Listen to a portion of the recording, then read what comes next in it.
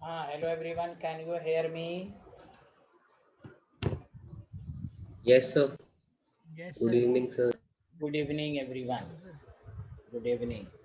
चलिए, तो हम लोग डिफेक्ट्स में हम लोगों ने ये पढ़ा कि स्टोकियोमेट्रिक दो तरह का होता है, शॉर्ट की एंड फ्रेंकल। शॉर्ट की में equal number of positive cation anion missing होगा, डेंसिटी घटेगी, ये उस आयनिक कंपाउंड में पाया जाएगा जिसमें कोऑर्डिनेशन नंबर हाई हो। समझ में बात आ रही कि नहीं? और कहा गया कि डेंसिटी घटेगी। दूसरी बात, फ्रेंकल डिफेक्ट को डिसलोकेशन डिफेक्ट भी कहते हैं, जिसमें generally an anion but generally cation leaves is actual site and occupies the interstitial site. इसको फ्रेंकल डिफेक्ट कहते हैं। डेंसिटी पर कोई फर्क नहीं पड़ेगा, ये साइनिक कंपाउंड में पाया जाएगा जिसमें कीटायन आयन के साइज में ज़्यादा का डिफरेंस हो, कोऑर्डिनेशन नंबर लो हो। समझ में बात आई? उसके बाद कहा गया नॉन स्टोकियोमेट्रिक। नॉन स्टोकियोमेट्रिक दो तरह का, metal access, metal deficiency. Metal access further दो तरह का। मेटल एक्सेस करने के दो तरीके, या तो एनायन को कम कर दीजिए या एक्स्ट्रा कीटायन डोप कर दीजिए। और मेटल डिफिशिएंसी में याद है कि वेरिएबल ऑक्सीडेशन स्टेट होना चाहिए। शायद मैं यहीं तक पढ़ाया था, कहाँ तक Yes, पढ़ाया sir. था? Yes numericals sir. न्यूमेरिकल नहीं कराया था ना शायद? नहीं कराया। नो सर, नहीं कराया था। माशाल्लाह माशाल्लाह, न्यूमेरिकल नहीं कराया था, ठीक है। तो देखिए, इस पर बहुत अच्छे अच्छे न्यूमेरिकल्स आते हैं। मैं बहुत सारे न्यूमेरिकल्स क्लास के अंदर ही कराऊंगा। और उसके बाद फिर मैं इम्प्योरिटी अब तक जो पढ़ा है उस पर न्यूमेरिकल करेंगे। सबसे पहली बात, थ्योरी एक मजबूत कीजिए। मैं जिससे पूछूं वो बताए। एक एग्जांपल मैं देता हूँ। Fe 0.982। सारे लोग बताओ, मेटल एक्सेस डिफेक्ट है कि मैं पहले बताओ, स्टोकियोमेट्रिक डिफेक्ट्स है कि नॉन स्टोकियोमेट्रिक? जल्दी बताओ। Non-stoichiometric. Non stoichiometric, very good. क्योंकि थ्योरी पर भी आप प्रीवियस जब प्रैक्टिस कीजिएगा तो उसमें इस तरह के भी क्वेश्चन आ रहे हैं। Very good. नॉन स्टोकियोमेट्रिक में बताइए, मेटल एक्सेस की मेटल डिफिशिएंसी। Deficiency. मेटल कम है, देखो 1 से कम है तो metal deficiency. Metal deficiency, very good. बहुत अच्छे आदमी आप, वेरी गुड। पहला थ्योरी हो गया। अच्छा, एग्जाम्पल 2 पूछेगा, Cu1.2s। फिर से बताइए, नॉन स्टोकियोमेट्रिक ही होगा कि नहीं? जल्दी बताइए, हाँ या Yes, ना? sir. Yes, sir. हाँ, हम लोग न्यूमेरिकल ही पर ध्यान देते हैं और इस पर क्वेश्चन आता है, इस पर जाता है। अब बताओ, मेटल डिफिशिएंसी की मेटल एक्सेस। Access. Excess. अच्छा, मेटल एक्सेस में कौन वाला? एनायन वैकेंसी की एक्स्ट्रा कीटायन वाला? Extra cation. Extra. Yes yes, interstitial cation. Interstitial cation इस तरह भी मजबूत होनी चाहिए आपकी। एग्जाम्पल 3 आपको दे दे, जैसे आपको दे देगा। अच्छा, एक मिनट रुकिएगा। NiO 1.02, बताइए ये क्या है? नॉन स्टोकियोमेट्रिक है? Non-stoichiometric. हाँ, नॉन स्टोकियोमेट्रिक है, ठीक है। नॉन स्टोकियोमेट्रिक है। अब बताइए दूसरा क्या है? Metal excess. मेटल एक्सेस पक्का? Metal deficient. Deficient. Metal deficiency, yes. देखिए 1.02 ज्यादा है ना, ये एनायन ज्यादा है ना। हेलो, तो क्या कहेंगे? Metal deficiency. तो बताइए, थ्योरी समझ में आई कि नहीं आई? ये पहले बताइए। पहचानने का तरीका आ गया। हेलो एवरीवन, हेलो एवरीवन, कुछ तो Yes, बोलिए। sir. I. Yes, sir. Yes sir, आ गया। Thank you. तो ये एक एग्जांपल हो गया आपका। वेरी गुड वेरी गुड, बहुत अच्छे, बहुत अच्छे। अब आइए न्यूमेरिकल की तरफ। ये मैंने थोड़ा सा थ्योरी मजबूत करा दिया। अब आइए,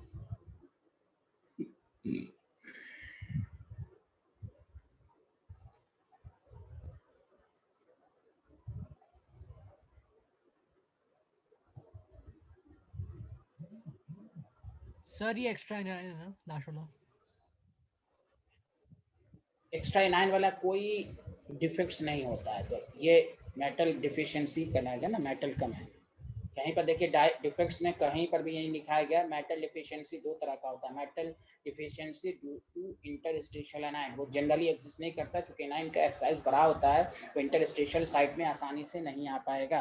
तो एक्स्ट्रा एनाइन की वजह से कुछ नहीं होता, बस मेटल डिफिशियंसी होगा। क्योंकि देखो इसको तुम ऐसे भी लिख सकते हो मेरे भाई, एनआई 0.98 ओ 1.0, बताओ हाँ या ना, both are same. Hello Yes, sir. Everyone, hello everyone, आया Yes, समझ sir. में? Yes, sir. यस,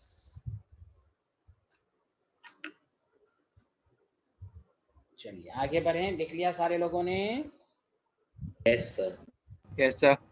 चलिए हम इस पर 3 न्यूमेरिकल नहीं 4 न्यूमेरिकल करेंगे और उसके बाद हम लोग इम्प्योरिटी डिफेक्ट्स पढ़ाएंगे। अब चैप्टर खत्म होने वाला है तो गौर से सुने।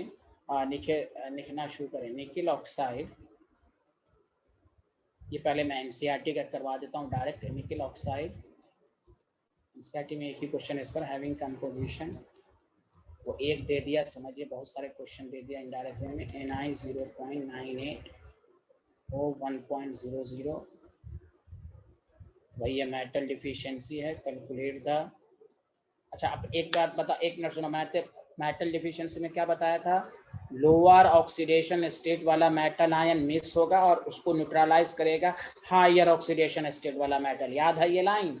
Hello Yes, sir. Everyone. Yes, sir. हाँ, इसीलिए क्वेश्चन कहता है calculate the percentage of N I exist as Na+2 and Na+3, ये पूछेगा आपसे। पहला क्वेश्चन है मैं खुद करूंगा, दूसरा आपको मैं दूंगा, दूसरा इसी पर दूंगा, तीसरा चौथा इसी पर दूंगा, तो आपको मैं ये डायरेक्ट एनसीईआरटी का क्वेश्चन है। तो एनसीईआरटी में एक भी क्वेश्चन दे दिया और इस पर प्रैक्टिस आपको मैं थोड़ा सा ज्यादा कराऊंगा। चलिए देख लिया तो बताइए सारे लोग। Yes, sir. लिख लिया. देखिए डिफेक्ट्स, आज डिफेक्ट्स के जितने भी न्यूमेरिकल्स हैं सबको करने का की लाइन है कंपाउंड इज न्यूट्रल। बस आपको क्या करना है, टोटल पॉजिटिव को टोटल नेगेटिव से इक्वेट करके अननोन निकाल लेना है। अब जैसे यहाँ पर है तो हम लेट मान लेंगे Na+2 जो है वो हम x मान लेंगे। तो बताइए Na+3 क्या हो जाएगा? कहाँ गया? 98 - x। Yes, sir. या नहीं तो देखो, अच्छा इसको तुम इस तरह भी तो लिख सकते हो ना, Na 98 होगा तो ऑक्सीजन 100 लिख सकते हो कि नहीं, जल्दी बताओ। Yes, hello sir. Everyone. Yes, sir. हाँ, मैं पॉइंट हटा के इसलिए करता हूँ कि कैलकुलेशन में आसानी होगी, या नहीं तो और मैं लिख देता हूँ, तुम 0.98 भी कर सकते। बस यही लाइन इंपॉर्टेंट, यही लाइन हो गया। और ये लाइन लिख लो कि कंपाउंड इज न्यूट्रल। कंपाउंड जब न्यूट्रल होता है तो total positive charge is equal to total negative charge. जब नेगेटिव चार्ज लोगे तो मैग्नीट्यूड को लोगे।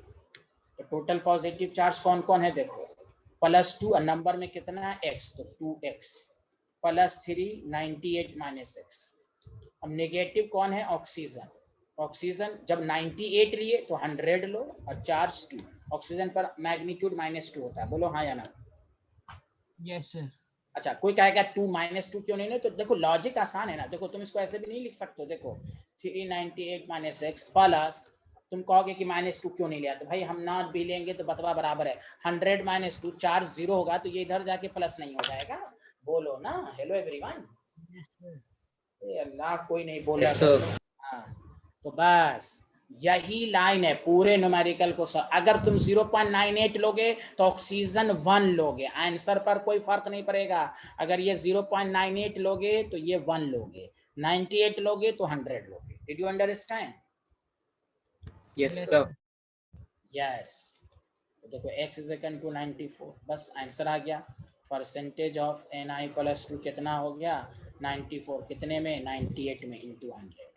परसेंटेज ऑफ Na+3 कितना हो गया? तो 498 इंटू 100। 4 कैसे आया? 98 माइनस। बताओ, दिस इज आसान। हेलो एवरीवन, सबको समझ में आया? Yes, sir. आया. वेरी गुड, बहुत आसान है, बहुत आसान हमारे के लिए। लिखिए, ये स्लाइड लिख लीजिए पहले।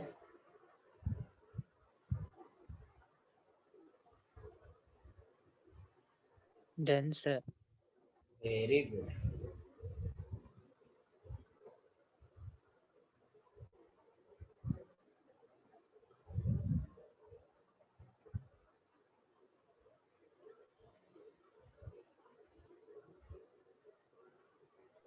Done, sir. गुड।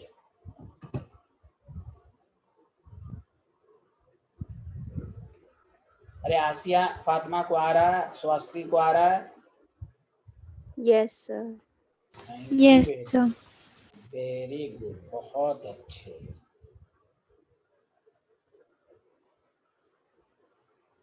अब फ्रैक्शन में पूछता तो हम 100 नहीं लिखेंगे, अब ये भी पूछ सकता है फ्रैक्शन में बताइए, तो 94/98। चलिए आगे बढ़ते हैं। Question number 2। 1 minute, sir. Okay,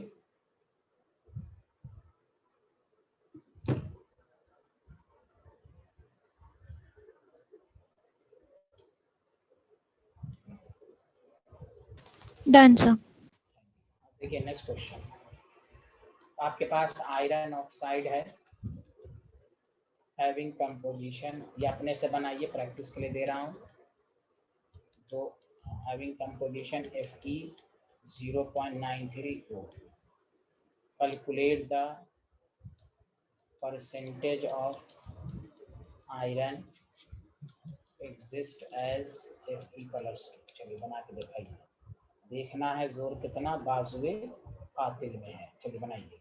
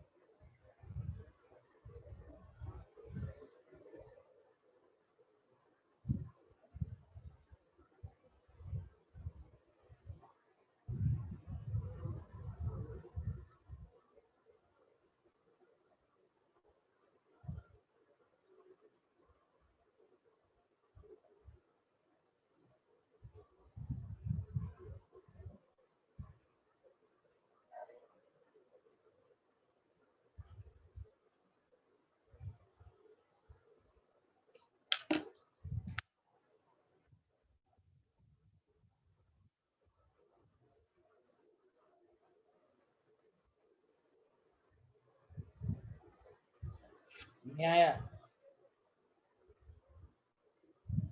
तो बताइए। आयरन का पहले बताओ, ये मेटल डिफिशिएंसी डिफेक्ट्स है, हाँ या ना? Yes, sir. हाँ, खसपेल। तो 84.9 को तुम क्या ले सकते हो? खसपेल।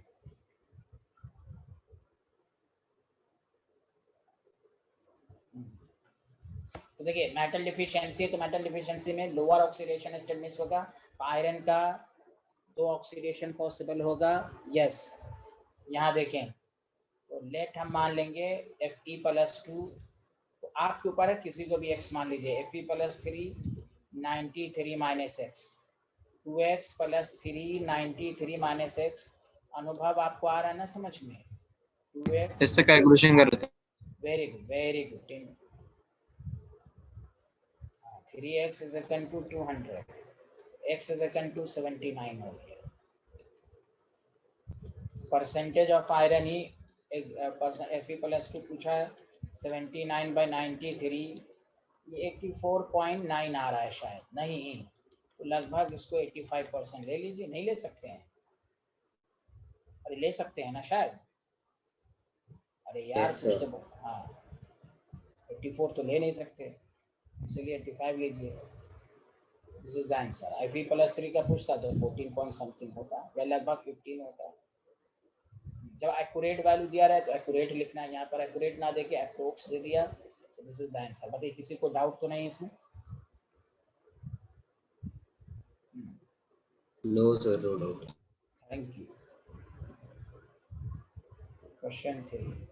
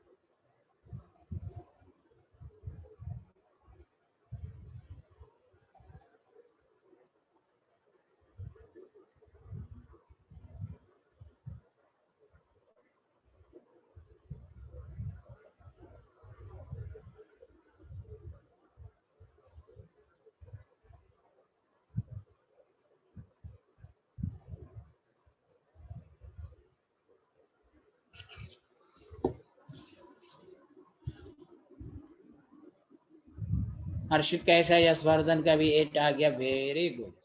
तो देखिए Cu 1.8s है, तो ये मेटल एक्सेस डिफेक्ट है। तो फिर वही बात कि percentage of Cu plus 2, sorry आप Cu प्लस 2 को x मान लो तो Cu प्लस 1, अब तुम 1.8 माइनस एक्स भी मान सकते हो, क्योंकि यहाँ कैलकुलेशन आसान है। तो 2x plus 1.8 minus x 1 into 2। बताओ सही लिखा मैंने, हाँ या ना, जल्दी बता दो। Yes, sir. Yes, sir. x is equal to 0.2, क्योंकि आसान है यहाँ calculation. Percentage of Cu plus 2 हो गया 0.2, 1.8 इंटू 100, फ्रैक्शन में 1/9 आता, लेकिन परसेंटेज में 11.11%। बताओ कितना आसान है, सबको समझ में आया, हाँ या ना, जल्दी बता दीजिए। अनुभव, स्वास्थ्य, आसिया, Yes, sir. सबको समझ में आ रहा है ना अच्छे से, जल्दी बताइए। लॉजिक यही है, charge is neutral, charge is neutral. चलिए एक मैं थोड़ा सा अच्छा क्वेश्चन देता हूँ, लास्ट क्वेश्चन, फिर हम इम्प्योरिटी डिफेक्ट पर आएंगे। उस पर भी बहुत अच्छे अच्छे न्यूमेरिकल्स आते हैं।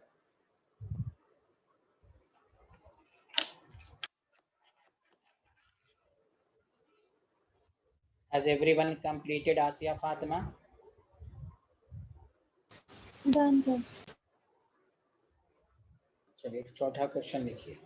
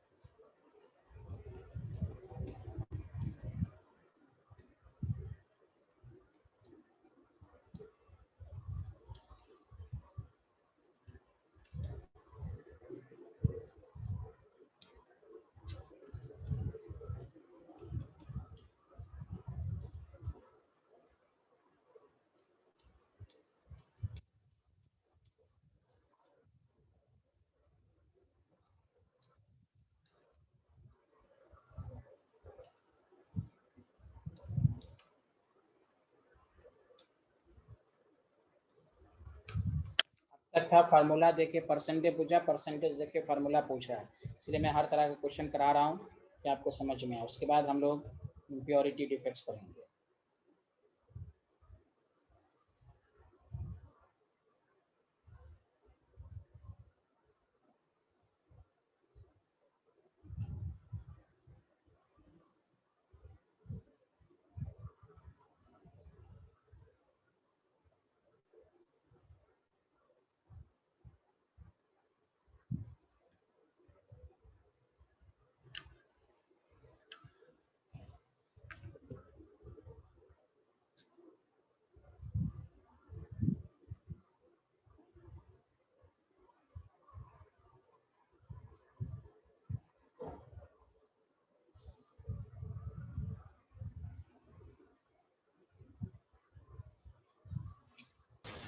सर, हाँ बोलिए।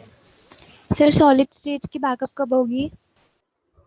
हाँ बताया जाएगा, तो हो गया ना लगभग, तो आपको तो कोई प्रॉब्लम ना हो रही है। और उसमें भी कर सकते हैं, ऑर्किड वाले में भी कर सकते हैं आप, तो मैं बता दूंगा।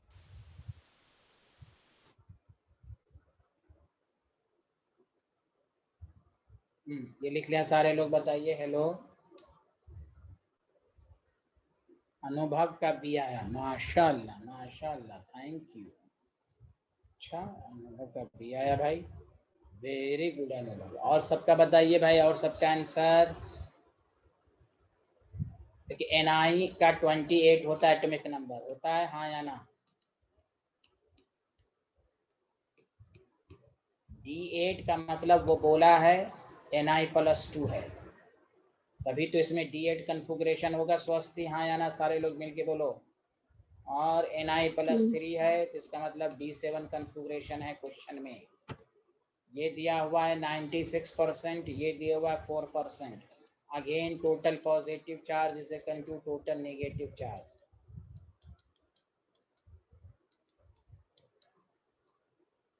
Total positive charge 2 into 96/100, 3 into 4/100, और वहाँ है अच्छा हम लेट मान लेंगे नंबर ऑफ ऑक्सीजन को, हम क्योंकि ऑक्सीजन का मालूम नहीं है, x मान लीजिए आप, यही x की वैल्यू निकालनी है, तो x इंटू 2। बताओ ये स्टेप सबको समझ में आया? यही स्टेप लेने आना चाहिए। हाँ या ना जल्दी बता दो। Yes, sir. Yes, sir.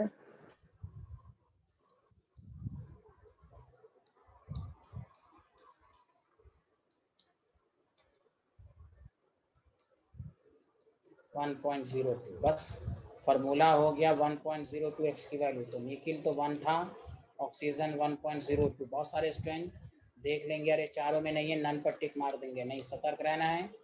इसको हम ये भी लिख सकते हैं Ni 0.98 O 1.00। बताओ दोनों फार्मूला सेम है, सही है कि नहीं? जल्दी बताइए हाँ या ना।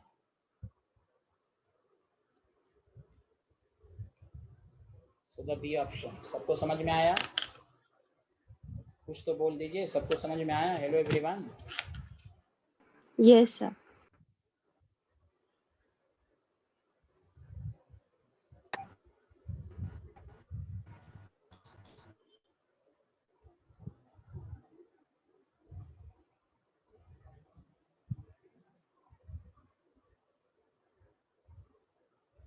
गुड।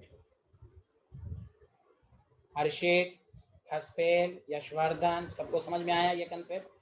आया सर। इसका उल्टा भी पूछ सकता है, फार्मूला देकर परसेंटेज पूछ सकता है कितना है, या परसेंटेज देके फार्मूला भी पूछ सकता है आपसे।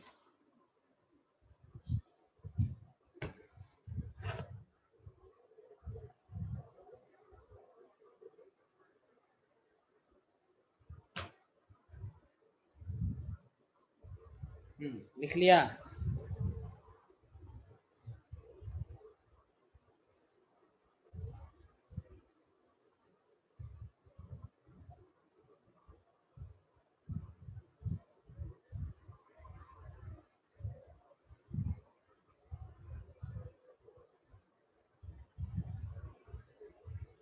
लिख लिया? बोलिए हेलो एवरीवन। यस सर, लिख लिया। बहुत अच्छे। चलिए अब टॉपिक डालिए इम्प्योरिटी डिफेक्ट। इस पर भी अच्छे क्वेश्चन आते हैं। इम्प्योरिटी डिफेक्ट तो बहुत आसान है। लिखिए the defect which arises by the addition, या इसी को कहते हैं, इस फिनोमेना को कहते हैं doping and impurity of other element in pure crystalline solid। नाम ही से साबित है, is called impurity defects। तो सर इम्प्योर करते फिर क्यों हैं? उससे फायदा होता है। जो भी रेडियो ट्रांजिस्टर वगैरह बनता है वो डोपिंग से ही बनता है। तो the defect which arises by the addition या doping and impurity of other element in pure crystalline solid is called impurity defect.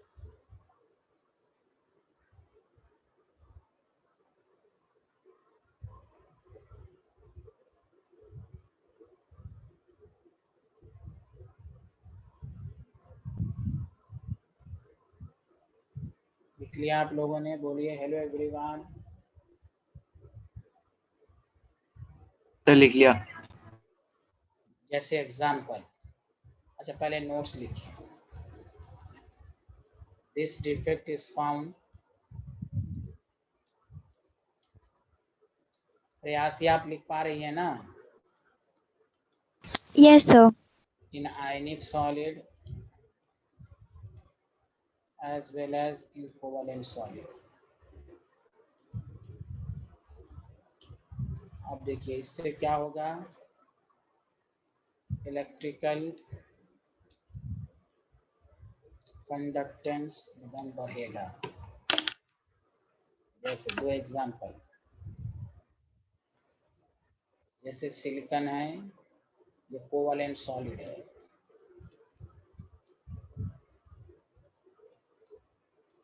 Silicon अपने चारों, अपने नियरेस्ट नेबरिंग के साथ चारों बॉन्ड बना रहा है, कोई फ्री इलेक्ट्रॉन अवेलेबल नहीं है, हाँ या ना, जल्दी बताओ, सही कह रहा हूँ ना? Hello sir. Student, Yes, sir. अगर तुम इसमें फास्फोरस मिला दिए, फास्फोरस इज एडेड, मेल्ट करके ऐड करते हैं, डायरेक्ट थोड़ी ना ऐड कर सकते हैं, मेल्ट करते हैं, हीट करते हैं, एडेड। तो देखो मान लो हमने इसमें फास्फोरस मिला दिया,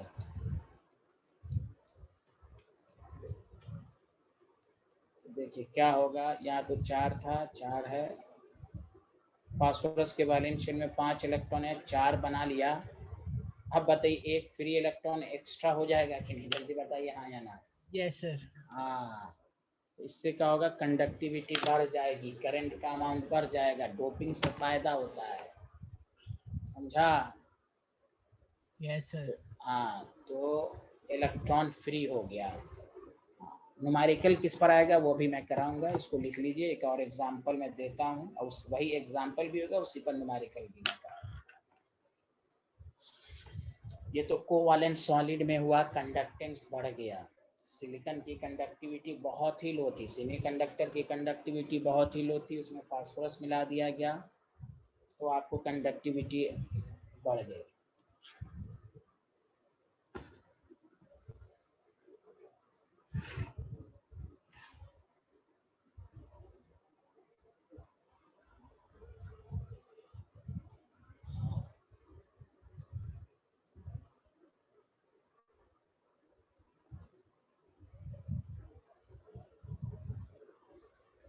Done, sir. डन। अब देखिए सारे लोग, ये आपके पास NaCl का क्रिस्टल है, ध्यान दीजिएगा, NaCl आयनिक कंपाउंड है, कंडक्टिविटी है लेकिन कम है क्योंकि क्लोजली पैक्ड है। तो ये आपके पास NaCl का क्रिस्टल है,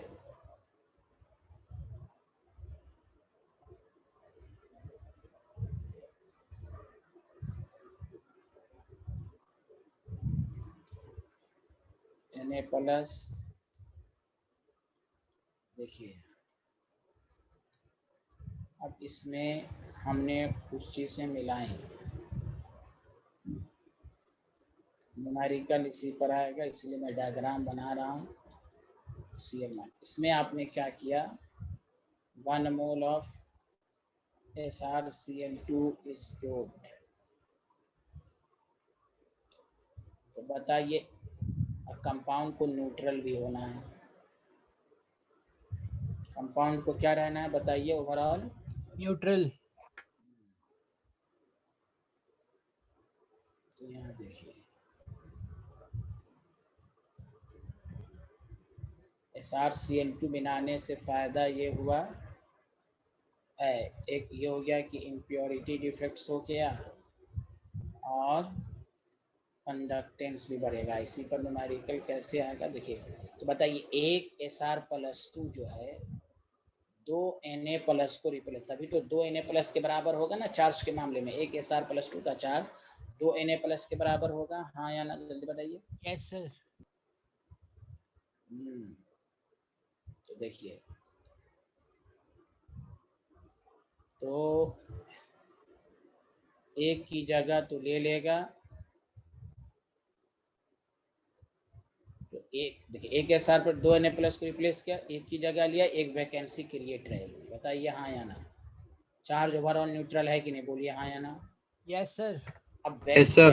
यही होल्स क्रिएट हो गया, होल्स आर क्रिएटेड इसी वजह से मूवमेंट होगा तो कंडक्टेंस बढ़ेगी। अब वही क्वेश्चन में देगा कि एक मोल मिला है तो कितनी केटाइन वैकेंसी, इसको कहते हैं इम्प्योरिटी डिफेक्ट्स। अब इसको लिखिए, अब इस पर न्यूमेरिकल हम लोग करेंगे।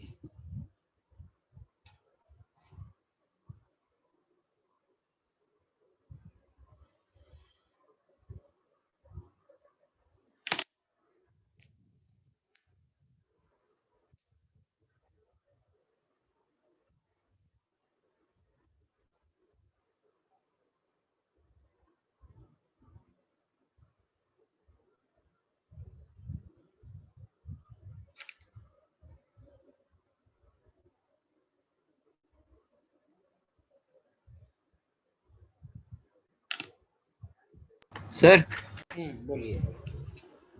ये SR+2 जो है Na नहीं, ये 2N+ के क्यों इक्वल हुआ? क्योंकि +2 चार्ज न्यूट्रल करना है तो 2 पॉजिटिव चार्ज चाहिए ना। Yes sir. हाँ, तो 2 पॉजिटिव चार्ज को हटाया, एक की जगह ले लिया, एक में 2 Na+ है तो एक SR+2 का जो चार्ज है वो 2 Na+ के चार्ज के बराबर होगा ना, +2 बोलिए। Yes sir. तो एक की जगह ले लिया, एक वैकेंसी क्रिएट हो गई। 2 Na+ को हटा दिया, अब 2 Na+ जब हट गया तो एक की जगह ले लिया, एक में वैकेंसी क्रिएट हो गई। तो देखिए ओवरऑल चार्ज न्यूट्रल है और इलेक्ट्रिकल कंडक्शन, इसको कहते हैं इम्प्योरिटी डिफेक्ट। क्लियर है? यस सर, क्लियर है। चलिए ये स्लाइड आप लोगों ने लिख लिया तो बताइए। सर हाँ बोलिए। सर कंडक्टेंस क्यों इंक्रीज? इसलिए होल्स क्रिएट हुआ है ना, होल्स की वजह से मूवमेंट हो जाएगा। ये अभी क्या है, ये क्लोजली पैक्ड है, पूरी तरह क्लोजली पैक्ड, उतनी मूवमेंट नहीं है, बहुत ही लो कंडक्टेंस है, होल्स क्रिएट है। ये फिजिक्स में पढ़िएगा, इसको कहते हैं एन टाइप। केमिस्ट्री में भी है तो वो टॉपिक हम नहीं पढ़ाएंगे आपको, सॉलिड स्टेट का लास्ट टॉपिक जो फिजिक्स में है ही है, उसमें मैं क्या पढ़ा, इसको कहते हैं पी टाइप सेमीकंडक्टर। और इससे पहले जो पढ़ा, यहाँ देखिए, यहाँ इलेक्ट्रॉन है ना, इसको कहते हैं एन टाइप सेमीकंडक्टर। और सिलिकॉन जो है वो प्योर सेमीकंडक्टर, जब कोई मिलाते हैं तो ये हो गया एन टाइप, फिर इलेक्ट्रॉन एक्सेस। और यहाँ कहते हैं होल्स क्रिएटेड हो गया, उसको कहते हैं पी टाइप। जैसे इसमें एक बात बताइए, 1 मिनट सुनिए सारे लोग, सिलिकॉन में अगर ग्रुप 13 मिलाएंगे तो क्या होगा, जल्दी बताइए।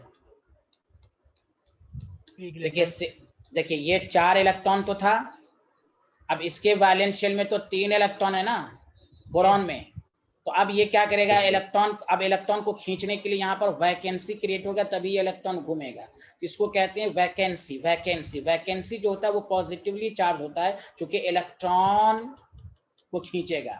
इसको कहते हैं होल्स, पी टाइप। तो सेमीकंडक्टर की कंडक्टेंस 2 तरह से बढ़ सकती है, या तो इलेक्ट्रॉन एक्सेस कर दो या होल्स क्रिएट कर दो। एक्सेस कब करोगे, 14 से ज्यादा वाला ग्रुप दे दो, 14 15 14 16, तो यहाँ 1 इलेक्ट्रॉन एक्सेस होगा, यहाँ 2 इलेक्ट्रॉन एक्सेस हो जाएगा। Did you understand everyone?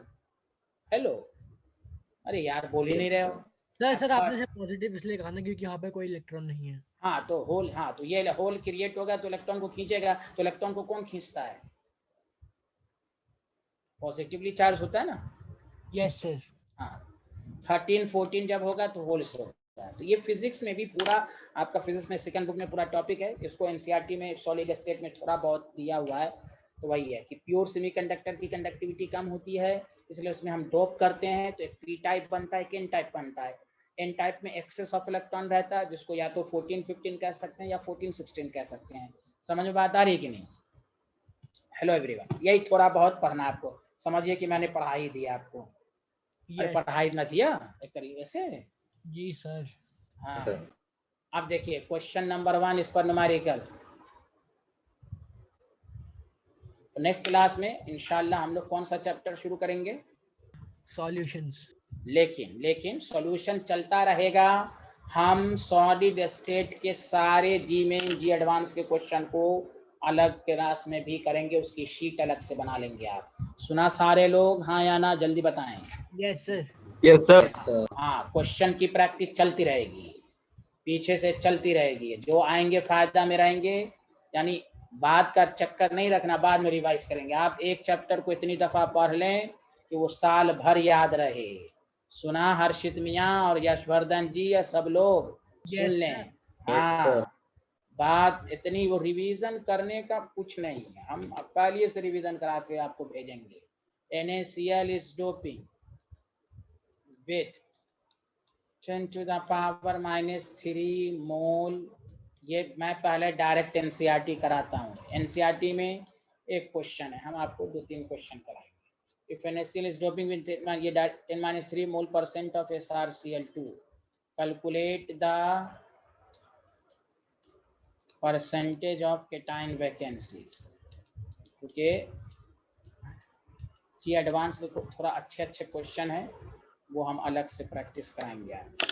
आप जी मेंस जी एडवांस भी पूरा क्वेश्चन कर ही लेंगे, थोड़ा सा क्वेश्चन में फंस सकते हैं, इसलिए वो मैं थोड़ा सा अलग से पढ़ाऊंगा।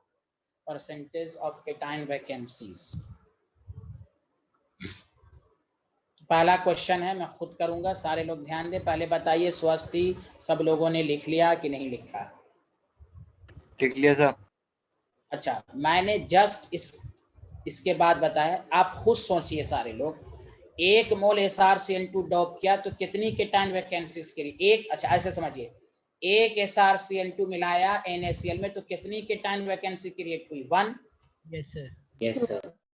और तो 1 मोल मिलाएंगे तो 1 मोल बनेगा, 2 मोल मिलाएंगे तो 2 मोल बनेगा, हाँ या ना? जितना मिलाया उतना बना। Yes, ए sir. अल्लाह, हाँ Yes, यस yes. सर। तो डायरेक्ट बोल दीजिए नंबर ऑफ केटाइन वैकेंसी, जितना मिलाया वो बहु वही लिख दीजिए। इसीलिए मैंने उसी के जस्ट नीचे करा दिया, कितना मिलाया 10 to the -3 मोल होता तो यही लिखते। परसेंट लिखा है तो 100 into Avogadro's number. Did you understand? Yes, yes. sir. तो ये हो जाएगा आपका -518। ये है एनसीईआरटी का डायरेक्ट क्वेश्चन। तो कंसेप्ट समझिए, सतर्क रहना, परसेंट ना दिया रहता तो हम सिर्फ -3 लिखते। तो इसलिए मैं नेक्स्ट टाइप का न्यूमेरिकल करा देता हूँ, सारे लोग ध्यान दें।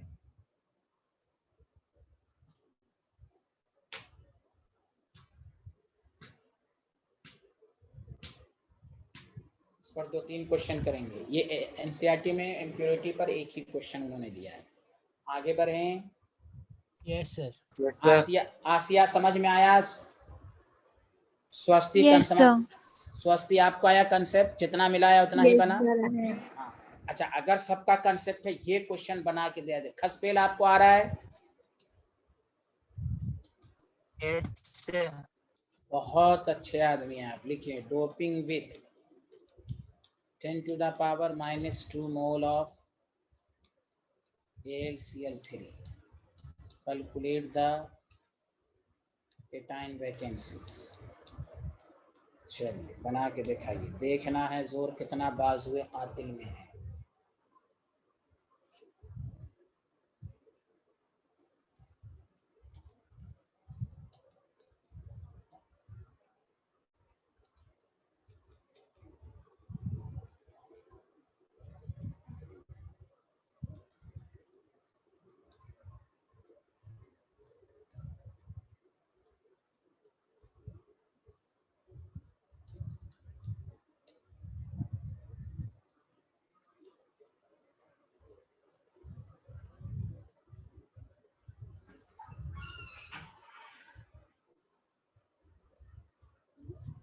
लिख लिया सारे लोग? बताइए।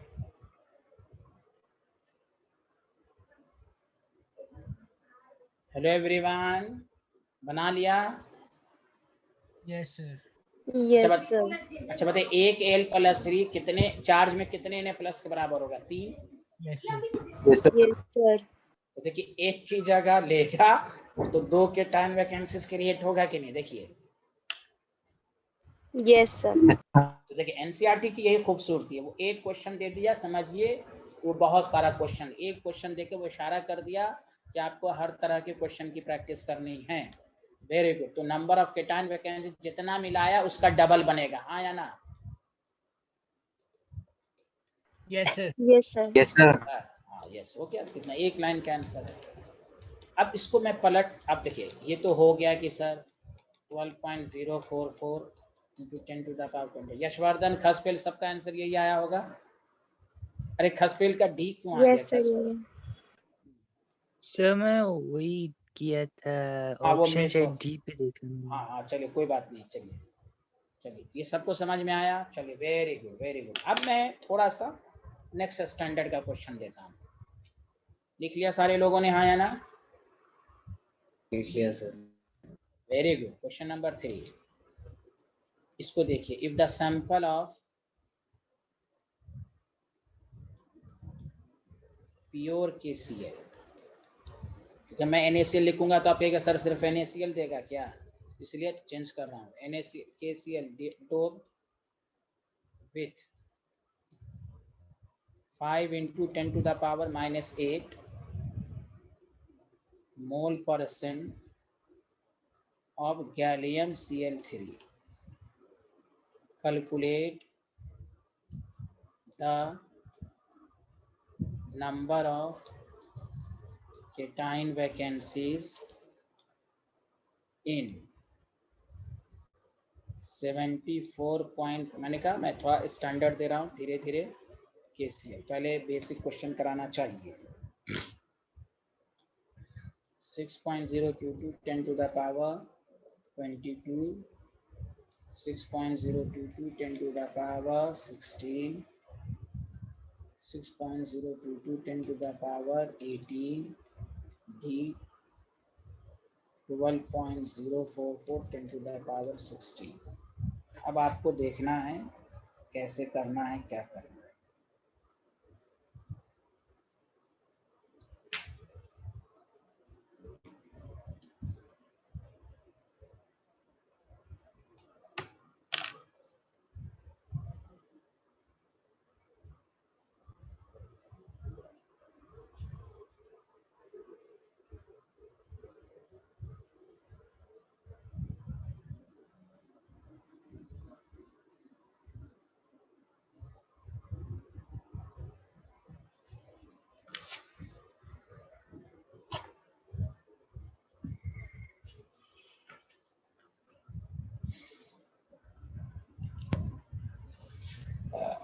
नहीं आया आंसर?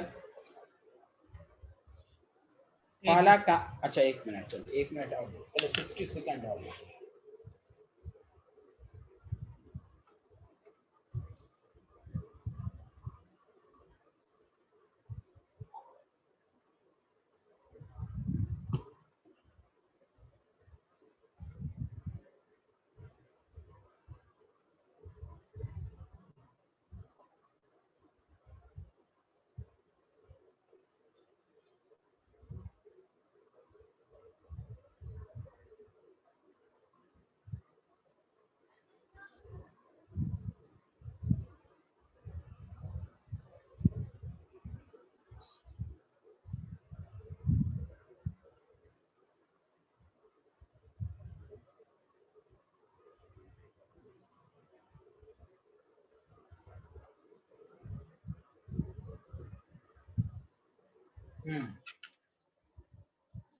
एक मिनट हो गया। देखिए हाँ चलिए, अच्छा देखते हैं आंसर क्या आ रहा है। खसपेल का अनुभव, ये आपने अभी वाला आंसर दिया क्या? सर वही अभी वाला है। अच्छा ओके।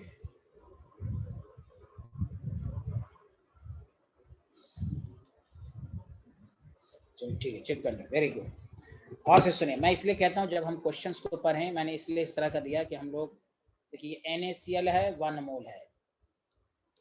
देखिए पहले जिसमें डोप करना है वो KCl का मोल निकाल लीजिए पहली बार। तो number of moles of KCl 74.5 milligram है, ग्राम में कन्वर्ट कीजिए। और मोलर मास KCl K का 39 35.5, ये भी 74.5। बताइए 10 टू द पावर -3 मोल आया। पहला स्टेप सबको समझ में आया? अब Yes. देखिए, अच्छा चलिए अब देखिए, आप कुछ सेकंड के लिए ये मोल्स को भूल जाइए। आप बताइए एक KCl में GaCl3 मिलाएंगे तो डबल केटायन वैकेंसी बनेगा कि नहीं? क्योंकि Ga+3 होता है और 3K+ होगा, तो 2 केटायन वैकेंसीज बनेगा कि नहीं? जितना मिलाया डबल बनेगा कि नहीं? जल्दी बताइए। Yes, sir. Yes sir. स्वस्थ Yes, या sir. हाँ, सबको समझ में आया कि नहीं? जल्दी बताइए। हाँ तो आप देखिए, लिखिएगा नहीं, नंबर ऑफ लिखना नहीं है, number of cation vacancies just इसका डबल बनेगा, ध्यान दीजिए। तो 2 इंटू कितना मिलाया, 5 into 10 to the power -8 into 10 6.022 10 to the power 23/100। गौर से सुनिए, ये जो केटाइन वैकेंसीज आया ये पर मोल ऑफ KCl आया। अरे बोलिए ना, हेलो। अब इतने मोल में कितना, तो टोटल जो होगा जितना आया उसको 10 टू द पावर -3 से मल्टीप्लाइड कर देंगे। बताइए हाँ या ना। Hello everyone. Yes sir.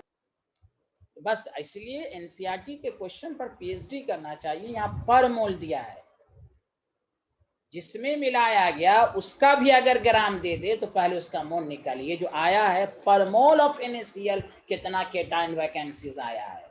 अब उस क्वेश्चन को चेंज करने के लिए आप इस तरह दे दिया, तो ये पर मोल आया है, तो 10 टू द पावर -3 मोल में कितना होगा, इसलिए तो बहुत आसान है, -3 से मल्टीप्लाइड कर देंगे। बोलिए, सबको समझ में आया? इसको सॉल्व कर लीजिएगा। तो 2 पंच 2 5 है, तो देखिए कितना हो जाएगा, 6.022 तो हो गया, -8 23 कितना हो जाएगा, 15 और 15 एक 16 माइनस सर 21। 21 आ रहा है।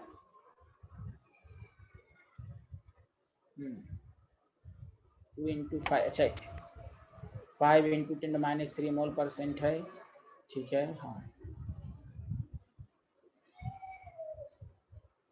ये 10 हो गया ना, तो -2 ये हो गया। चलिए, -8 और 23 जो हो गया वो कितना हो गया, 15 2 13 था।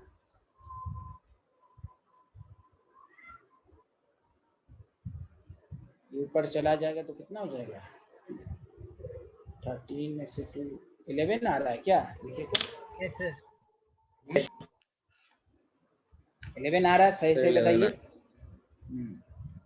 इसका मतलब इसमें कोई आंसर, इसको 11 किसी एक को 11 बना दीजिए। चलिए इसी को 11 बना दीजिए, तो डाटा लगता है गलत है, या नन ऑफ नन ग्रामी। हाँ,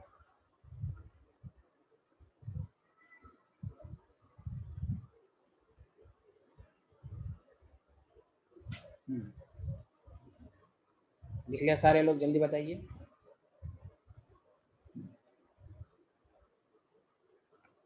तो ये सबको समझ में आ गया, ये नया टाइप का क्वेश्चन सबको समझ में आया कि ऐसे भी दे सकता है क्वेश्चन आपको। Any problem? No problem sir. Sir लेकिन इससे पहले स्पेसिफाइड तो नहीं था जब भी हमने NaCl और ये AlCl3 वाले को उसमें निकाला कि 1 मोल के लिए निकालने हैं हम। हाँ, वो तो स्पेसिफाई है, वो कुछ नहीं दिया हुआ था तो 1 मोल ही रहेगा ना। जब कुछ नहीं दिया रहा तो 1 मोल ही लेना है ना। Yes hello, sir. हाँ 1 मोल ही लेना है। चलिए आगे बढ़ें। Yes sir. चलिए टॉपिक डालिए, ऐसे ये भी फिजिक्स में आएगा लेकिन मैं पढ़ा ही देता हूँ। मैं अब ये सारा पूरा मेन टॉपिक खत्म है। मैग्नेटिक प्रॉपर्टीज लिखे, बहुत आसान है। देखिए मैग्नेटिक प्रॉपर्टीज, तो देखिए सॉलिड जो होता है ना, वो मैग्नेटिक प्रॉपर्टीज के बेसिस पर बहुत तरह का होता है। तो नीचे लिखिएगा, ऑन द बेसिस ऑफ, देखिए on the basis of, magnetic का मतलब भाई जो पैरा और डाया जो आपने पढ़ा है। On the basis of magnetic properties, बहुत आसान है ये, आज खत्म हो रहा है आपका। Magnetic properties, solids are following types.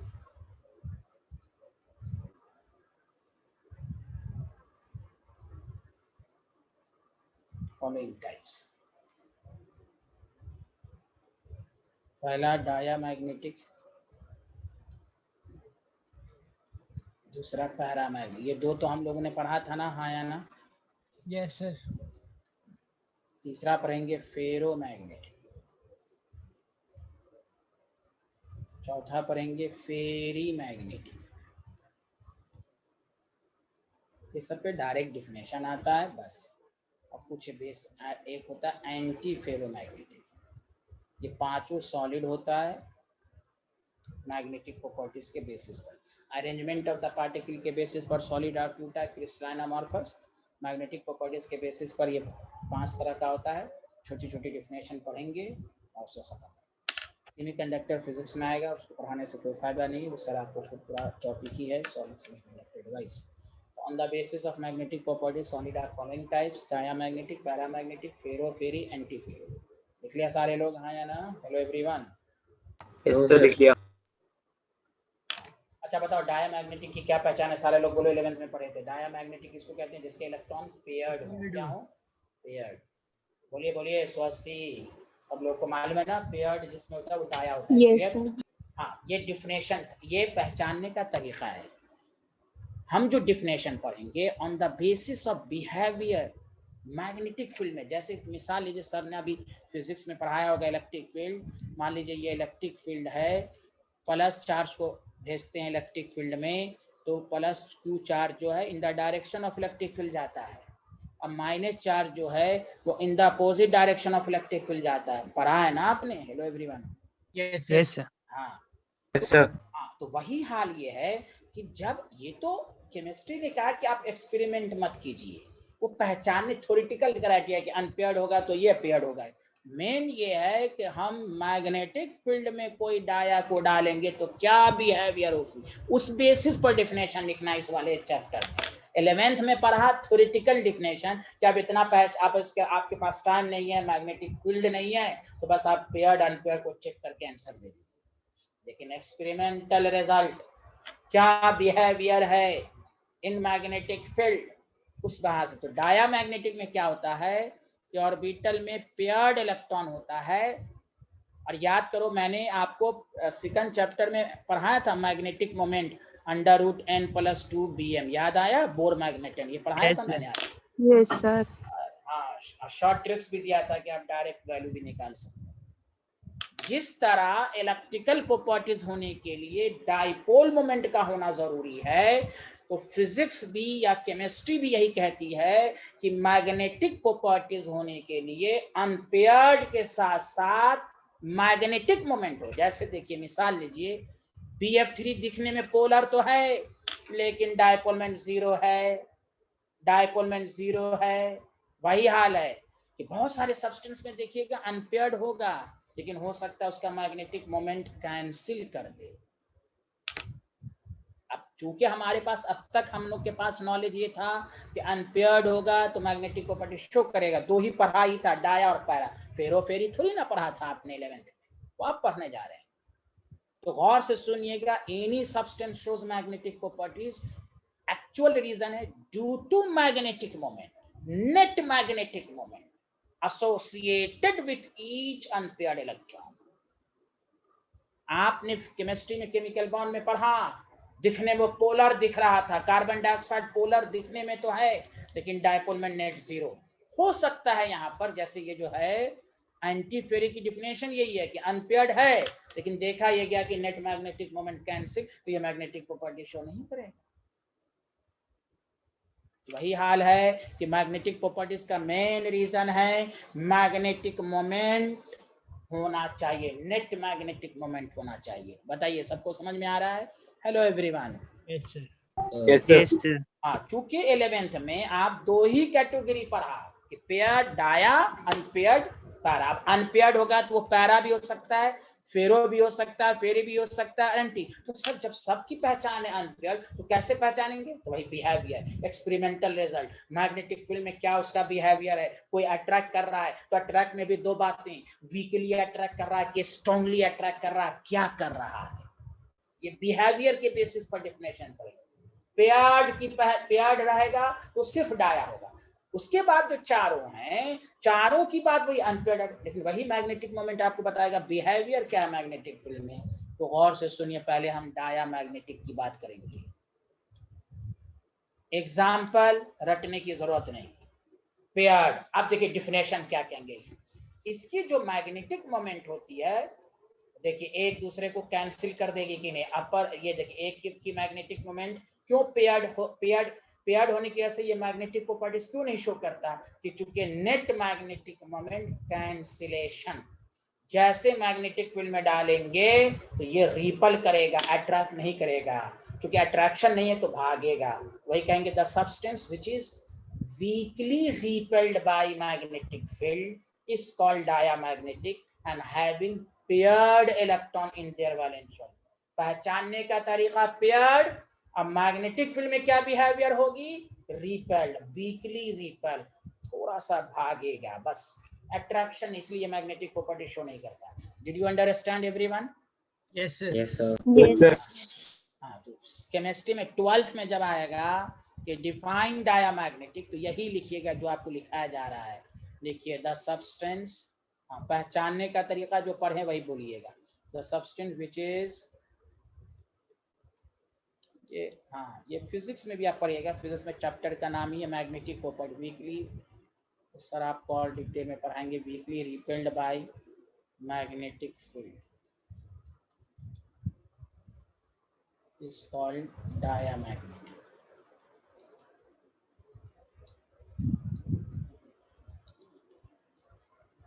This substance contains paired electron, इसलिए इसकी मैग्नेटिक मोमेंट जो कैंसिल हो जाती है, due to which main reason भी देना, due to which their magnetic moment, जैसे डाइपोल मोमेंट होता है, मैग्नेटिक मोमेंट जो हो जाएगा कैंसिल, इसलिए मैग्नेटिक प्रॉपर्टी शो नहीं करता. एग्जाम्पल देने की जरूरत नहीं है. हाँ, एग्जाम्पल में फेरी एंटी फेरो का याद रखिएगा. ये दो का एग्जाम्पल याद रखना, ना याद रखेगा तो पहचान भी नहीं पाइएगा, because it is experimental result है, इसके बेसिस पर है. अब डायरेक्ट सब्सटेंस, हाँ, डायरेक्ट सब्सटेंस को कैसे पहचान सकते हैं, बस अनपेयर्ड है तो पैरा बोल सकते हैं, पेयर्ड है तो डाया बोल सकते हैं. फेरो के एग्जाम्पल को याद करना ही पड़ेगा, वो बिहेवियर के बेसिस पर है. आगे बढ़ें, जल्दी बताइए. सर वो लास्ट लाइन क्या है? हाँ, लास्ट लाइन में बता देता हूँ. This substance contain paired electron to which their magnetic moment cancel कर दिया. गेट्स कैंसिल, इंग्लिश देख लीजिए आप लोग. गेट्स कैंसिल होगा, क्या होगा देख लीजिएगा. गेट्स कैंसिल, ठीक है. ओके स्टूडेंट, हाँ याना जल्दी बताइए.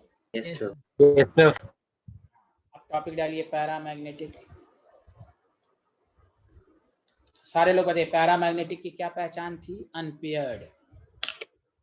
ठीक, तो इसको कहते हैं, जब इसको मैग्नेटिक फील्ड में डालेंगे तो इसमें कुछ ना कुछ मैग्नेटिक मोमेंट तो होगा ही, तो ये अट्रैक्ट करेगा. लेकिन एक वर्ड बोलेंगे, वीकली अट्रैक्टेड. स्ट्रॉन्ग मैग्नेट होता है, फिजिक्स में भी पढ़िएगा, उसको कहते हैं फेरोमैग्नेटिक. सबसे स्ट्रॉन्ग मैग्नेट है फिर वो स्ट्रॉन्गली अट्रैक्टेड होगा. मोर एंड, जैसे डी ब्लॉक के एलिमेंट, जनरली डी ब्लॉक के एलिमेंट वो फेरो है. एस ब्लॉक हल्का फुल्का जो है पैरामैग्नेटिक, वो अनपेयर्ड हल्के लाइट मेटल जो है. तो अट्रैक्ट में भी दो तरह का, वीकली और स्ट्रॉन्गली. तो वीकली अट्रैक्टेड होगा तो पैरा, स्ट्रॉन्गली अट्रैक्टेड होगा तो फेरो. लेकिन खुद सोचिए, दोनों के पहचानने का तरीका तो अनपेयर्ड इलेक्ट्रॉन ही तो है. अरे बोलिए ना, अनपेयर्ड होगा तभी तो अट्रैक्शन होगा, तभी तो मैग्नेटिक मोमेंट होगा. बोलिए. Yes sir. Yes, sir. हाँ, तो ये रिजल्ट के बेसिस पर है, ये आप डायरेक्ट नहीं बता सकते जब तक कि आप एक्सपेरिमेंट ना करें. हाँ, कुछ एग्जांपल डायरेक्ट याद कर आदमी को याद रहता है तो उसके बेसिस पर बोल देता है ये फेरो है. लेकिन इसलिए केमिस्ट्री में 11th में सिर्फ पूछा जाता है, या क्वेश्चन ही डायरेक्ट यही पूछा जाता है, बताओ which of the following dia, which of the following is para. हाँ, लेकिन सॉलिड स्टेट में कुछ स्पेशल एग्जांपल आपको याद रखेंगे, फेरी और एंटी फेरो एंड फेरो का. अदरवाइज आप एग्जाम्पल में इलेक्ट्रॉनिक कॉन्फ़िगरेशन को देखकर पहचानने का तरीका अगर है तो सिर्फ पैरा और डाया का है. तो पैरामैग्नेटिक लिखिए, द सब्सटेंस, थ्योरेटिकली हम दो ही चीज को पहचान सकते हैं, विच इज वीकली. अब वीकली क्यों कहा गया वो हम रीजन लिखवाएंगे आपको. Attracted by magnetic, weekly attracted by magnetic is called para.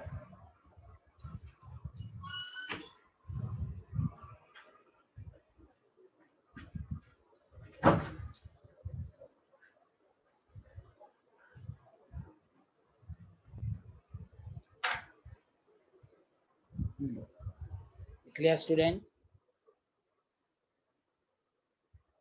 Yes, sir. इसके नीचे नोट में लिखिएगा, this substance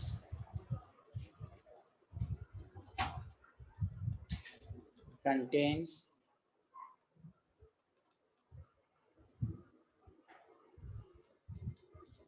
unpaired electron.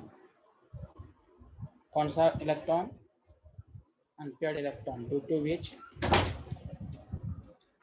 it has net magnetic moment in the presence of external magnetic field.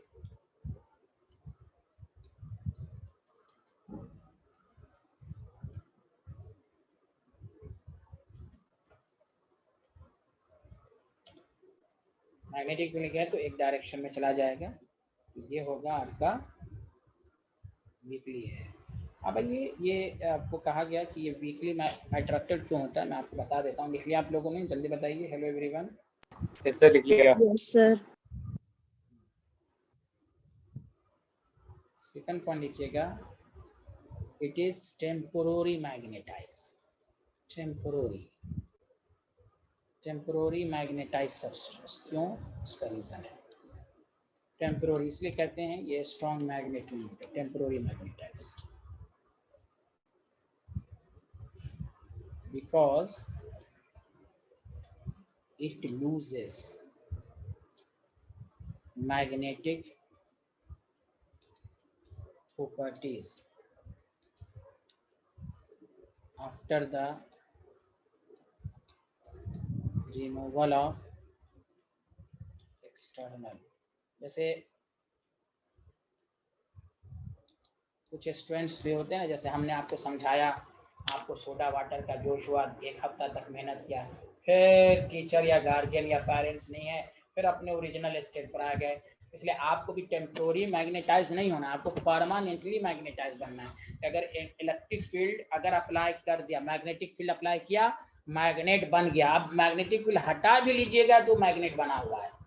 Temporary इसमें क्या होता है कि आप एक्सटर्नल मैग्नेटिक फील्ड गया तो पूरा एक in the direction of magnetic field जाएगा, लेकिन जैसे हटा लीजिएगा तो उसकी मैग्नेटिक प्रॉपर्टीज लॉस कर जाएगी, इसलिए इसको कहा जाता है weekly attracted. Did you understand? Yes sir. हाँ, वेरी गुड। ये हुआ पैरामैग्नेटिक। अरे आसिया कुछ बोलती भी नहीं, आसिया को समझ में आ रहा है? Hello scientist. Yes, sir. लिख लिया सारे लोगों ने? Yashvardhan, Harshit, Haspel? Yes, sir. Yes sir. Ferro की भी पहचान है कि अनपेयर्ड ही इलेक्ट्रॉन होना चाहिए, लेकिन ये है स्ट्रांगली अट्रैक्टेड द सब्सटेंस। ये कैसे पता चलेगा? एक्सपेरिमेंट से पता चलेगा आपको। Strongly attracted by magnetic, strongly attracted by magnetic field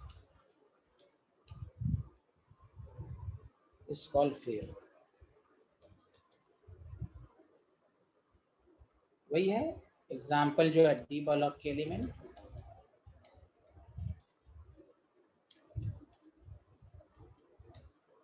such as iron, nickel, cobalt, etc.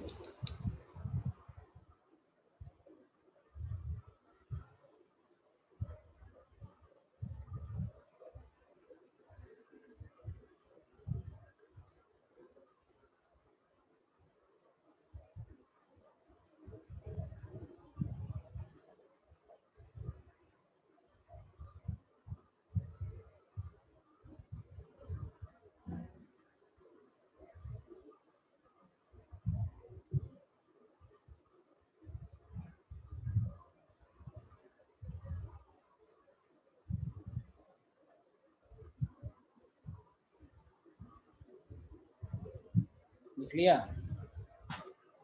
Yes, sir. देखिए इसको मैं थोड़ा सा डिटेल में बता देता हूँ। देखिए होता क्या है, हायर कंसेप्ट ये कहता है फेरोमैग्नेटिक में। देखिए मान लीजिए ये कोई, देखिएगा गौर से सुनिएगा, ये फेरोमैग्नेटिक है। मान लीजिए इसमें क्या होता है कि मान लीजिए मैंने इस तरह का गोला बनाया, इस गोला का क्या मतलब है वो मैं समझा रहा हूं।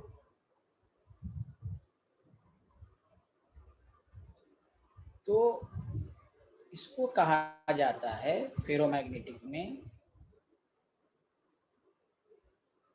which acts as a small magnet, यानी डोमेन। जैसे आप पढ़ते ना मैथ में, डोमेन इलाका, रीजन।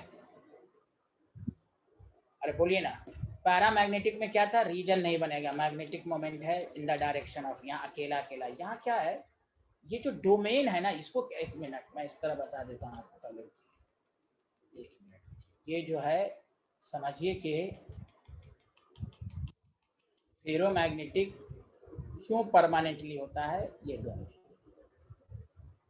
डोमेन में क्या होता है, बहुत ज्यादा 10 टू द पावर 20 से लेकर 10 टू द पावर 25 एटम्स होते हैं। Each domain act as a small magnet.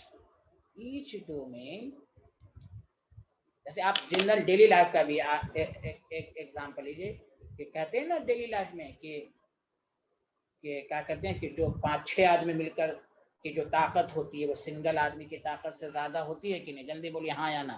Joint जिसको Yes, कहते sir. हैं ना, हाँ 5 आदमी का। हाँ, तो वही हाल है यहाँ। डोमेन है, डोमेन, ईच डोमेन में बहुत सारे एटम, समझिए इलाका है, रीजन है, एक रीजन है डोमेन के फॉर्म में। Each domain acts as magnet. तो पूछिए, ये थोड़ा सा डिटेल में बता देता हूँ। सबकी अपनी अपनी, इसमें बहुत सारे सबकी अपनी अपनी है। देखिए सब एक दूसरे को कैंसिल कर रहा है। अगर मैग्नेटिक फील्ड नहीं है तो इसका भी dipole moment zero, magnetic moment cancel हो रहा है। सब इधर उधर रैंडमली ओरिएंटेड है इन the absence of magnetic field. देखिए इधर उधर है, ये डोमेन के फॉर्म में है, ये है इन the absence of magnetic field. कोई भी मैग्नेटिक फील्ड अप्लाई नहीं करेंगे तो मैग्नेटिक प्रॉपर्टी, जैसे ही मैग्नेटिक फील्ड आप एक्सटर्नल मैग्नेटिक फील्ड अप्लाई किया तो सब in the direction of magnetic field A9 हो जाएगा। तो वही कहने यहाँ पर है, डोमेन का कंसेप्ट है। इस डोमेन का अपना अपना मैग्नेटिक मोमेंट होगा और उसमें बहुत सारे एटम्स होते हैं। तो देखिए सब एक ही डायरेक्शन में चला जाएगा, बहुत सारे। समझा कि नहीं? तो वही लिखाया जा रहा, बहुत सारे हैं। पूरा नहीं बना रहा हूँ। एक्सटर्नल मैग्नेटिक फील्ड है, बहुत सारे हैं। मैं एक बनाया था, समझिए इसमें बहुत सारे हैं। सब in the direction of magnetic field align हो। जब इन द डायरेक्शन हो जाएगा तो नेट बहुत ज्यादा हो जाएगा कि नहीं, बताइए? नेट बहुत ज्यादा हो जाएगा कि नहीं? Yes sir. Yes. अब मैग्नेटिक फील्ड हटा भी लीजिएगा ना तो इसको ओरिजिन पर आने में मुश्किल होगी, क्योंकि ये डोमेन है, रीजन के फॉर्म में है। पैरा में रीजन नहीं बना था, डोमेन नहीं फॉर्म हुआ था। ये ऐसे तो इतना नहीं पूछेगा आपसे, सिंपल पूछेगा व्हाट इज द फेरो। लेकिन मैंने इसलिए बता दिया स्ट्रॉन्गली, मैंने कहा ना कि अब डायरेक्टली आप नहीं पहचान सकते कि ये फेरो है। डायरेक्टली पैरा और डाया को आप डिस्टिंग्विश कर सकते हैं, हाँ भाई ये मैग्नेटिक प्रॉपर्टी शो करेगा, ये नहीं करेगा। बाकी जो आपने CDE जो है फेरो फेरी, उसके लिए तो एक्सपेरिमेंटल रिजल्ट के बेसिस पर ही आप पहचान सकते हैं। बस आप उसको एक्सप्लेन कर सकते हैं कि ऐसा क्यों हुआ होगा। यहाँ डोमेन है तो मेटल एटम जो होता है ना, तो आप कह सकते हैं डोमेन कि मेटल एटम्स आर ग्रुप्ड। ये कह सकते हैं डोमेन क्या है, तो metal atoms are grouped, region grouped into a smaller region, called domain। ये आप कह सकते हैं समझने के लिए।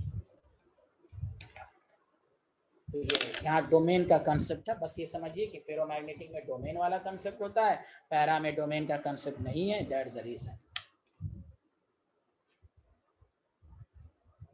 लिख लिया आपने? Hello everyone. यस सर, लिख लिया। इसलिए लिखिए इट इज परमानेंटली मैग्नेटाइज सच। अगर एक दफा मैग्नेट बन गया तो फिर ये मैग्नेटिक फील्ड लूज नहीं करता। It is permanently magnetised substance.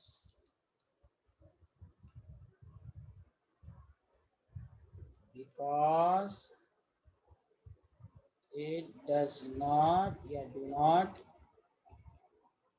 loses magnetic properties even after the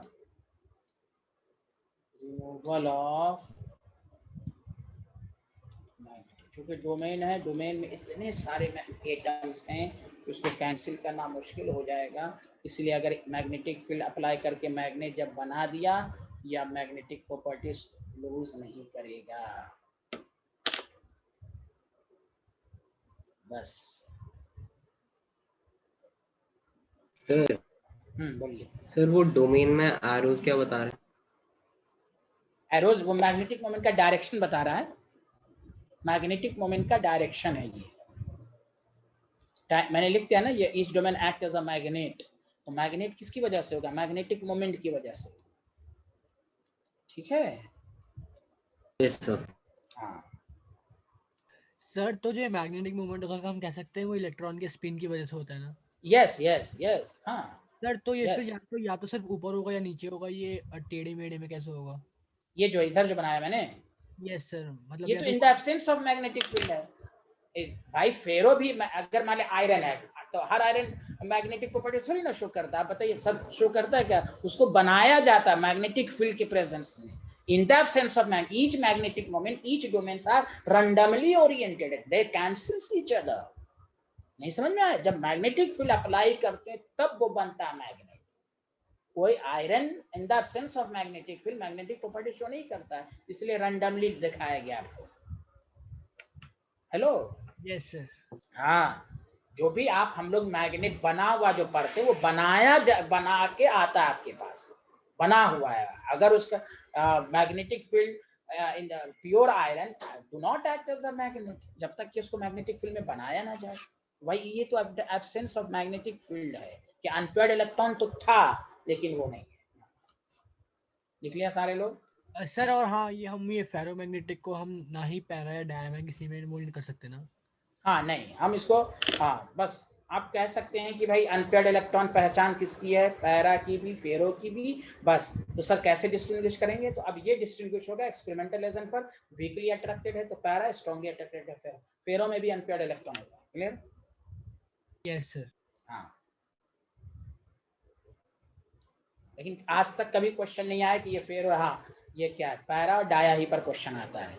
क्योंकि बाकी जो हम लोग डिफिनेशन जो पढ़ रहे हैं ना, ये स्ट्रांगली अट्रैक्टेड है, ये आप डायरेक्ट थोड़ी ना बता सकते हैं। ये तो एक्सपेरिमेंटल कौन सब्सटेंस है, वो तो डिफिनेशन है कि अगर स्ट्रांगली है तो फेरो होगा। Did you understand? Yes sir. अब आइए फेरी मैग्नेटिक। अब इसके एग्जाम्पल बस याद रखना है जुबानी। ये पूछ सकता है which of the following substance act as a ferri, तो ये एग्जांपल याद रखना। पैरा का एग्जांपल नहीं रखना, अनपेयर्ड चेक कर लेना। फेरी के एग्जांपल आपको याद रखना ही पड़ेगा। अब देखिए फेरी में क्या, जैसे आप पढ़ते हैं, देखिए मैं आपको बता दूं, ये मैग्नेटिक मोमेंट है मान लीजिए। बताइए कुछ कैंसिल हो गया, कुछ बच गया कि नहीं? जल्दी बोलिए हाँ या ना। Yes yes sir. Sir. Yes. या तो आपको पेपर में यही बना देगा, पेपर में एक ऐसे बना देगा तो ये कहिएगा फेरो है, सब सेम डायरेक्शन में। और ऐसे बना देगा तो कहिए फेरी। मतलब वही मैं कह रहा था ना कि अनपेयर्ड है, लेकिन देखा ये गया कि कुछ नेट मैग्नेटिक, कुछ कैंसिलेशन हो गया। तो ये आप डायरेक्टली नहीं बता सकते भाई, अनपेयर्ड के बेसिस पर बता ही नहीं सकते कि भाई ये कैंसिल कर रहा है कि नहीं, on the basis of result. तो वही है कि the substance which in which domains are oriented in opposite direction in unequal number. अगर अनइक्वल नंबर में अपोजिट डायरेक्शन में है तो उसका कुछ ना कुछ नेट मैग्नेटिक मोमेंट होगा।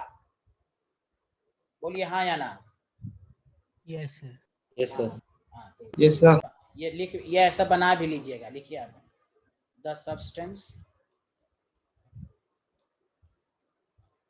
इन विच domains वही कि metals are grouped, domains are oriented in opposite direction,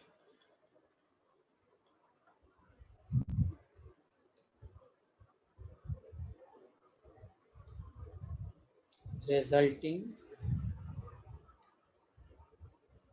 in net magnetic moment। orient opposite है लेकिन कैंसिल नहीं करा पूरा, resulting in net magnetic moment।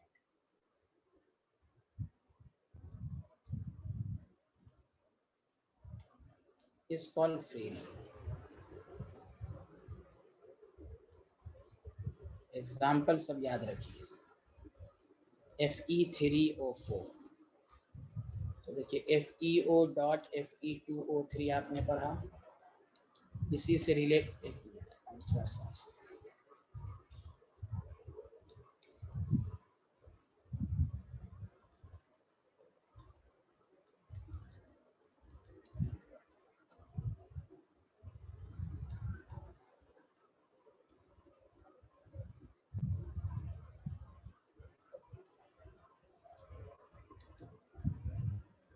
देखिए +2 और +3 का ऑक्सीडेशन स्टेट वाला हो, ये ट्रिक्स बस याद कर सकते हैं आप।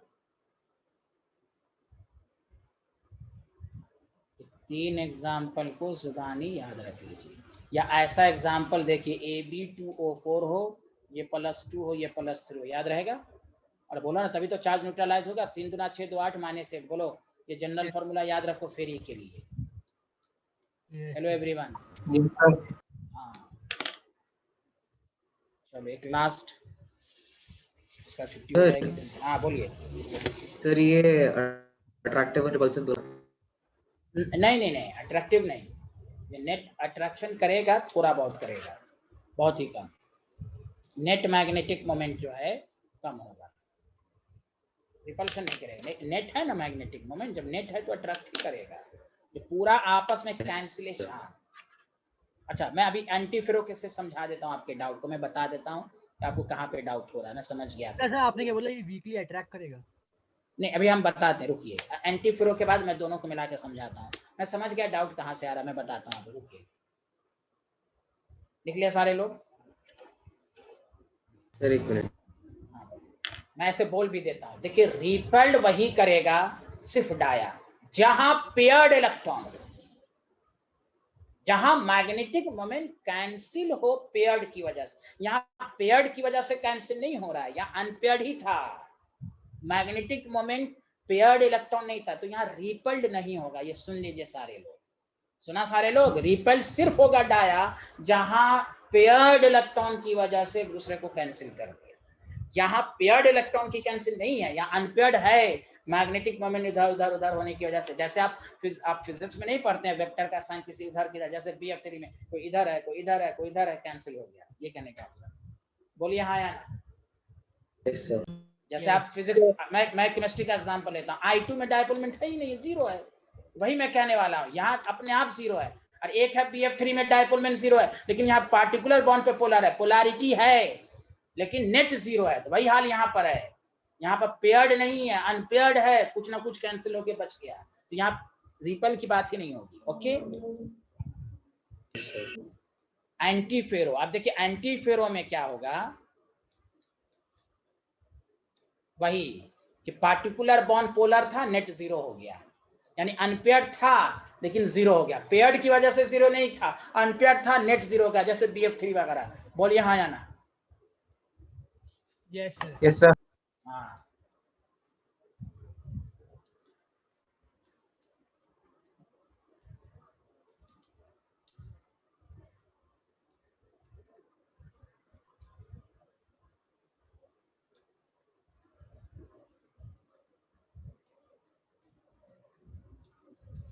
यहाँ तक दोनों में लिखेंगे, domains are oriented in opposite direction and cancel out each other.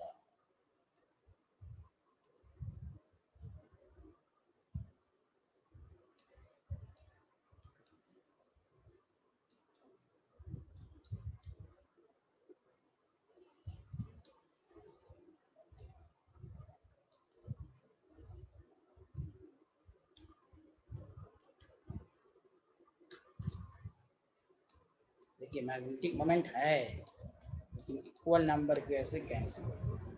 इसमें एग्जांपल है मैग्नीज ऑक्साइड के, एग्जांपल जो होते हैं MnO2 वगैरह वगैरह, Mn2O3।